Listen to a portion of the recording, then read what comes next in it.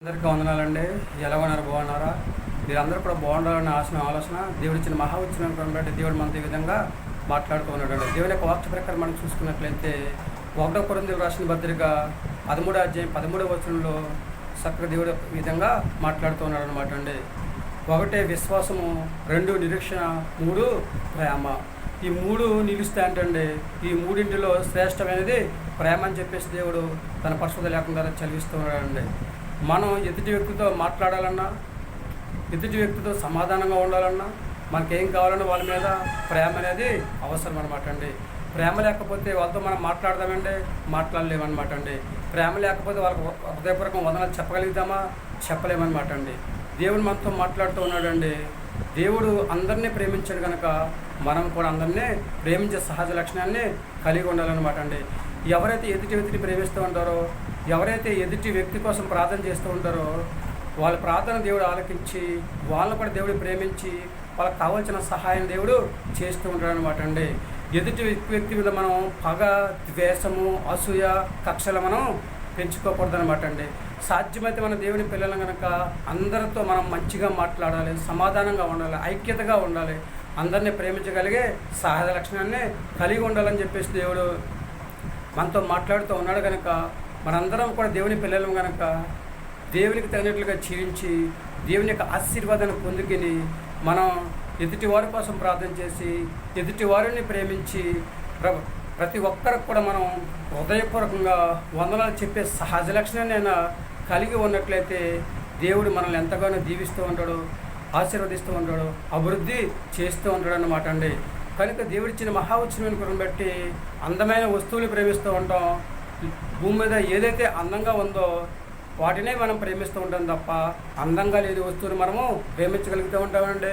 అందమైన వస్తువులు ఎంత డబ్బులు ఎట్టైనా సరే కొంటాం, అది ఎంత ఖరీదైనా సరే దాన్ని డబ్బులు ఎట్టి కొనుక్కుంటాం. అందంగా లేని వస్తువు తక్కువ రేటుకి వచ్చినా సరే దాన్ని కొంటామండి, కొనమనమాట.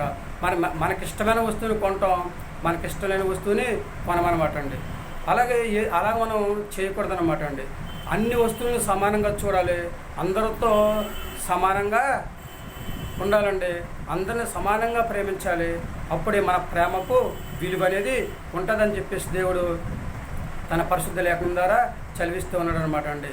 దేవుడు సర్వశక్తి గల దేవుడు కనుక ఆయనకు అసాధ్యమైనది ఏది లేదు కనుక ఆయన మాట విందాం, ఆయన మాట ప్రకారం నడుచుకుందాం, అందరి ఎడలా ప్రేమ కలిగి జీవిద్దామండి. ఏమంటారు? ఈ ఆలోచన మీదే. దేవుడిచ్చిన మహా ఉచ్చిని కొరకు బట్టి, ఆయన గొప్పతనం బట్టి లేదండి నేను అందరి ఎడలా ప్రేమ కలిగి జీవిస్తూ ఉంటానండి, అందరితో మంచిగా మాట్లాడతానండి, అందరితో సమాధానంగా ఉంటానండి, అందరితో ఐక్యతగా జీవిస్తానని చెప్పేసి ఎవరైతే అంటూ ఉంటారో నేను దేవుని మాట విని ఆయన మాట ప్రకారం నడుచుకుని దేవుని యొక్క ఆశీర్వాదాన్ని సంపాదించుకుని మంచి ఆరోగ్యం కలిగి భూమి మీద హాయిగా జీవిస్తానని చెప్పేసి ఎవరైతే అంటారో తలలు వంచండి, వారి కోసం మనం ప్రార్థన చేద్దాం. మహాపరిశుద్ధుని పరలోకపు తండ్రి, నీ ఘనమైన పాదములు లెక్కలేని స్తుతిస్తోత్రం ప్రభా. తండ్రి, శ్రేష్టమైనది ప్రేమ అని చెప్పోతండి, నీకు వందనాలు. మేము తండ్రి ప్రభా, నీ పిల్లల కనుక దండిస్తున్నాం ప్రభా.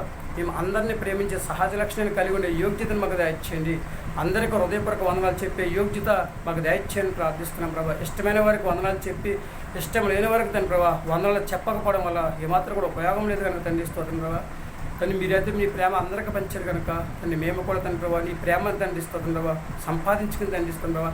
ప్రతి వ్యక్తిని ప్రేమించే యోగ్యతను ప్రభావ మాకు దయచేయని ప్రార్థిస్తున్నాం ప్రభావ. నీకు వందనాలు. వీళ్ళందరినీ కూడా దీవించి ఆశీర్వదించి ఎవరికి కావాల్సిన సహాయం వారికి దయచేసి చక్కగా అందరూ విశ్వాసంతో ప్రార్థన చేసుకుని నీ అందు నమ్మకం కలిగి జీవించి తండ్రి నీ ప్రేమను సంపాదించుకుని మేము కూడా తండ్రి ఎదుటి వారిని ప్రేమించే సహజ లక్షణం కలిగి ఉండే యోగ్యతను దయచేయని ప్రతి బిడ్డకు ప్రభు మంచి ఆరోగ్యం దయచేయమని మా ప్రార్థన ఆలకించండి. మా ప్రార్థన ప్రతిఫలం దయచేయండి. మా కొరకు తరగని యేసుక్రీస్తు ప్రయత్నం నమ్మడి వేడుకొంచున్నాం తండ్రి. ఆమేన్. అందరికీ వందనాలండి. దేవుని ఆశీర్వాదాలు మీకు తోడుగా ఉండేది కాక దేవుడు మిమ్మల్ని దీవించి ఆశీర్వదించిన కాక. ఆమేన్. దేవుడిచ్చిన మహా ఉచ్చిని బట్టి యవనస్తులు, చిన్నలు, పిల్లలు, వృద్ధులు, పెద్దలు అందరూ కూడా ఎదుటి వారి మీద ప్రేమ కలిగి జీవించండి. దేవుడిచ్చే ఆశీర్వాదాన్ని సంపాదించుకోండి. భూమి మీద మంచి ఆరోగ్యం కలిగి ఉండండి. హాయిగా భూమి మీద జీవించే యోగ్యతను సంపాదించుకోండి. ఏమంటారు? ఈ ఆలోచన మీదే. ప్రేమిస్తారా ఎదుటి వ్యక్తిని? వాళ్ళతో ప్రేమగా మాట్లాడతారా? దేవుని మాట వింటారా? ఆయన మాట ప్రకారం నడుచుకుంటారా? ఆయన ఇచ్చే ఆశీర్వాదాన్ని పొందుకుని భూమి మీద హాయిగా జీవించాలని ఆశ ఆలోచన కలిగి ఉన్నారా? ఏమంటారు?